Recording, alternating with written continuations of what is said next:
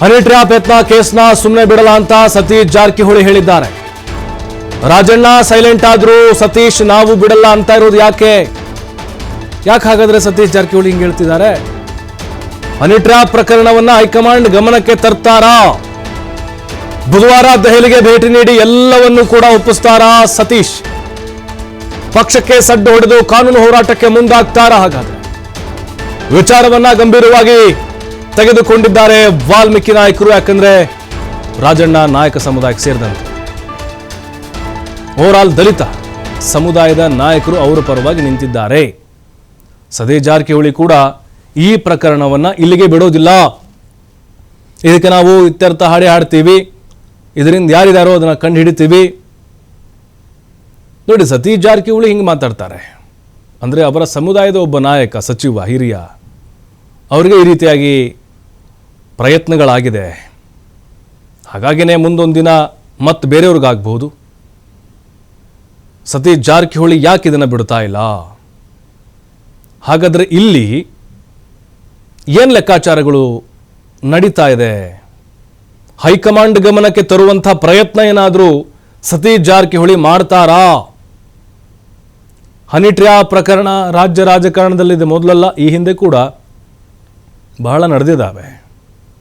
ರಾಜೀನಾಮೆ ಕೂಡ ಕೊಟ್ಟಂಥ ಉದಾಹರಣೆಗಳಿದ್ದಾವೆ. ಆದರೆ ಇದು ಪ್ರಯತ್ನ ಆಗಿದೆ. ಹಾಗಾಗಿನೇ ಸರ್ಕಾರಕ್ಕೂ ಕೂಡ ಇದು ಮುಜುಗರ ತರ್ತಾ ಇದೆ. ಆದರೆ ಅಲ್ಲಿ ಪ್ರಯತ್ನಕ್ಕೆ ಒಳಗಾದಂಥವ್ರು ಸೈಲೆಂಟ್ ಆದರು, ಗೃಹ ಮಂತ್ರಿಗಳು ಸೈಲೆಂಟ್ ಆದರು, ಇನ್ನುಳಿದಂಥ ನಾಯಕರು ಆಕ್ಟಿವ್ ಆಗ್ತಾ ಇದ್ದಾರೆ. ಮತ್ತಷ್ಟು ಮಾಹಿತಿ ಶಿವಕುಮಾರ್ ನೀಡ್ತಾರೆ. ಶಿವಕುಮಾರ್, ನೋಡ್ತಾ ಇದ್ವಿ ಹನಿ ಟ್ರ್ಯಾಪ್ ಪ್ರಯತ್ನದ ವಿಚಾರ. ರಾಜಣ್ಣ ಕಂಪ್ಲೇಂಟ್ ಕೊಡ್ತಾ ಬಂದವರು ಸೈಲೆಂಟ್ ಆದರು, ಗೃಹ ಮಂತ್ರಿಗಳು ಕೂಡ ಅಷ್ಟೊಂದು ಆಕ್ಟಿವ್ ಆಗಿಲ್ಲ ಈ ಕೇಸ್ನಲ್ಲಿ. ನಿನ್ನೆ ಅಬ್ಬರ ಇತ್ತು, ಜೋರಾಗಿ ಆವೇಶ ಇತ್ತು. ಇವಾಗ ಸತೀಶ್ ಜಾರಕಿಹೊಳಿ ಜಾಸ್ತಿ ಮುನ್ನೆಲೆಗೆ ಬಂದು ಇದ್ರ ಬಗ್ಗೆ ಗಂಭೀರವಾಗಿ ಮಾತಾಡ್ತಾ ಇದ್ದಾರೆ. ಪಕ್ಷಕ್ಕೆ ಮುಜುಗರ ಆಗ್ಬೋದು ಅನ್ನುವಂಥ ಕಾರಣಕ್ಕೋಸ್ಕರ ಸೈಲೆಂಟ್ ಆಗ್ತಿದಾರಾ? ಅಂದರೆ ಅವರ ಪಕ್ಷದೊಳಗಿನ ಯಾರೋ ಒಬ್ಬರು ಮಾಡಿಸಿರ್ಬೋದು ಅನ್ನುವಂಥ ಅರ್ಥ ಹೋಗ್ತಿದೆಯಾ ಅಂತ ಓವರಾಲ್ ನೋಡೋದಾದ್ರೆ? ಪ್ರಭು, ಸದನ ನಡೆಯುವಂತಹ ಸಂದರ್ಭದಲ್ಲೇ ರಾಜಣ್ಣ ಅವರ ಮೇಲೆ ಹನಿ ಟ್ರ್ಯಾಪ್ ಆಗಿದೆ ಅನ್ನುವಂತ ವಿಚಾರವನ್ನ ಯತ್ನಾಳ್ ಅವರು ಪ್ರಸ್ತಾಪವನ್ನ ಮಾಡ್ತಾರೆ. ಯತ್ನಾಳ್ ಅವರು ಪ್ರಸ್ತಾಪ ಮಾಡಿದ ನಂತರ ಇದರ ಬಗ್ಗೆ ತನಿಖೆ ಆಗಬೇಕು. ಯಾಕೆಂದ್ರೆ ರಾಜಣ್ಣ ಅವರು ಕೂಡ ಆ ಸಂದರ್ಭದಲ್ಲಿ ಮಧ್ಯಪ್ರವೇಶವನ್ನ ಮಾಡ್ತಾರೆ. ತನಿಖೆ ಇದನ್ನ ನನ್ನ ಮೇಲೆ ಈ ರೀತಿಯಾದಂತ ಒಂದು ಪ್ರಯತ್ನ ಆಗಿದೆ, ಇವತ್ತು ನನಗಾಗಿರಬಹುದು, ನಾಳೆ ನಿಮ್ಗಾಗಬಹುದು, ಇಲ್ಲಿರುವಂತವ್ರಿಗೆಲ್ರಿಗೂ ಕೂಡ ಈ ರೀತಿಯಾದಂತ ಒಂದು ಪ್ರಯತ್ನಗಳು ನಡೆಯುತ್ತೆ. ಸುಮಾರು 48 ಜನ ಇದ್ದಾರೆ ಅನ್ನುವಂತ ವಿಚಾರವನ್ನ ಯಾವಾಗ ಅಲ್ಲಿ ಸದನದಲ್ಲಿ ಪ್ರಸ್ತಾಪ ಮಾಡಿದ್ರು, ಬಿಜೆಪಿ ಮತ್ತೆ ಜೆಡಿಎಸ್ ನಾಯಕರು ಕೂಡ ಅದಕ್ಕೆ ಸಪೋರ್ಟ್ ಅನ್ನ ಮಾಡಿದ್ರು, ಬೆಂಬಲವನ್ನ ಕೊಟ್ಟರು, ಪ್ರತಿಭಟನೆಗಳಾಯ್ತು. ತದನಂತರದಲ್ಲಿ ಪರಮೇಶ್ವರ್ ಅವರು ಇದರ ಬಗ್ಗೆ ಉನ್ನತ ಮಟ್ಟದ ಸಮಿತಿ ತನಿಖೆಯನ್ನ ಮಾಡಿಸ್ತೇವೆ, ಅವರು ದೂರು ಕೊಟ್ರಿ ಅನ್ನುವಂತ ಉತ್ತರವನ್ನ ಸದನದಲ್ಲೇ ಪ್ರಸ್ತಾಪ ಮಾಡಿದ್ರು.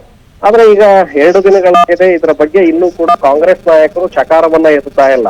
ಯಾಕಂದ್ರೆ ಪರಮೇಶ್ವರ್ ಅವರು ಉನ್ನತ ಮಟ್ಟದ ತನಿಖೆ ಮಾಡಿಸ್ತೇವೆ ಅಂದಂತವ್ರು ಈಗ ದೂರು ಕೊಟ್ರೆ ನೋಡೋಣ ಅನ್ನುವಂತಹ ಮನಸ್ಥಿತಿಗೆ ಬಂದಿದ್ದಾರೆ.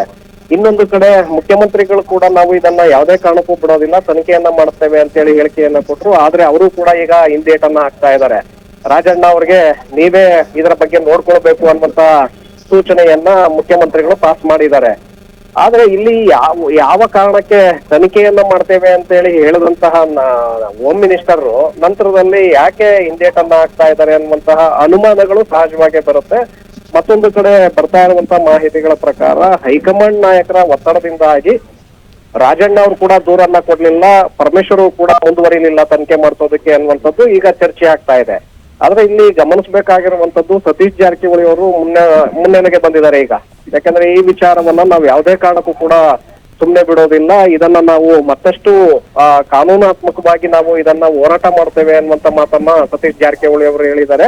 ಜೊತೆಗೆ ಹೈಕಮಾಂಡ್ಗೆ ಸಂಪೂರ್ಣವಾದಂತ ಒಂದು ಮಾಹಿತಿಯನ್ನ ಕೊಡಬೇಕು ಅನ್ನುವಂತ ನಿಟ್ಟಿನಲ್ಲಿ ಈಗಾಗಲೇ ನಿರ್ಧಾರವನ್ನ ತೆಗೆದುಕೊಂಡಿದ್ದಾರೆ. ಬುಧವಾರ ಬಹುತೇಕವಾಗಿ ದೆಹಲಿಗೆ ತೆರಳುವಂತಹ ಸಾಧ್ಯತೆಗಳಿದೆ. ರಾಜಣ್ಣ ಮತ್ತೆ ಸತೀಶ್ ಜಾರಕಿಹೊಳಿ ಅವರು ದೆಹಲಿಯಲ್ಲಿ ಹೈಕಮಾಂಡ್ ನಾಯಕರನ್ನ ಭೇಟಿ ಮಾಡಿ ಏನೆಲ್ಲ ಘಟನೆಗಳು ಆಗಿದೆ ಮತ್ತೆ ಏನು ಪ್ರಯತ್ನವನ್ನ ಆಗಿದೆ, ಯಾರು ಈ ಪ್ರಯತ್ನವನ್ನ ಮಾಡಿದ್ದಾರೆ ಅನ್ನುವಂತ ಸಂಪೂರ್ಣವಾದಂತಹ ಡೀಟೇಲ್ಸ್ ಅನ್ನ ಹೈಕಮಾಂಡ್ ಮುಂದೆ ಇಡೋದಕ್ಕೆ ಈಗ ನಿರ್ಧಾರವನ್ನ ತೆಗೆದುಕೊಂಡಿದ್ದಾರೆ. ಯಾಕಂದ್ರೆ ಹೈಕಮಾಂಡ್ ನಂತರದಲ್ಲಿ ಏನ್ ಮಾಡುತ್ತೆ, ಈಗ ಪಕ್ಷಕ್ಕೆ ಮುಜುಗರ ಆಗತ್ತೆ, ಪ್ರತಿಪಕ್ಷಗಳಿಗೆ ಮತ್ತಷ್ಟು ಆಹಾರ ಆಗ್ತಿವೆ ಅನ್ನುವಂತ ಕಾರಣಕ್ಕೆ ಹೈಕಮಾಂಡ್ ಇಲ್ಲಿ ಬ್ರೇಕ್ ಅನ್ನ ಒಡ್ಡಿರಬಹುದು. ಒಂದು ಕಡೆ ರಾಜಣ್ಣ ಅವರನ್ನ ನಿಲ್ಸಿರ್ಬಹುದು, ಮತ್ತೊಂದು ಕಡೆ ಪರಮೇಶ್ವರ್ ಅವರನ್ನ ತನಿಖೆ ಮುಂದುವರಿಸದಂತೆ ಅವರು ತನಿಖೆಗೆ ಕೊಡದಂತೆ ನೋಡಿರಬಹುದು. ಆದ್ರೆ ಈಗ ಈ ನಾಯಕರು ದೆಹಲಿಗೆ ತೆರಳಿದ ನಂತರ ಹೈಕಮಾಂಡ್ ಇದಕ್ಕೆ ಯಾವ ರೀತಿಯಾದಂತ ಒಂದು ನಿರ್ಧಾರವನ್ನ ತೆಗೆದುಕೊಳ್ಳುತ್ತೆ ಅನ್ನುವಂಥದ್ದನ್ನು ನೋಡ್ಬೇಕಾಗತ್ತೆ. ಥ್ಯಾಂಕ್ ಯು ಶಿವಕುಮಾರ್ ತಮ್ಮೆಲ್ಲ ಮಾಹಿತಿಗಾಗಿ.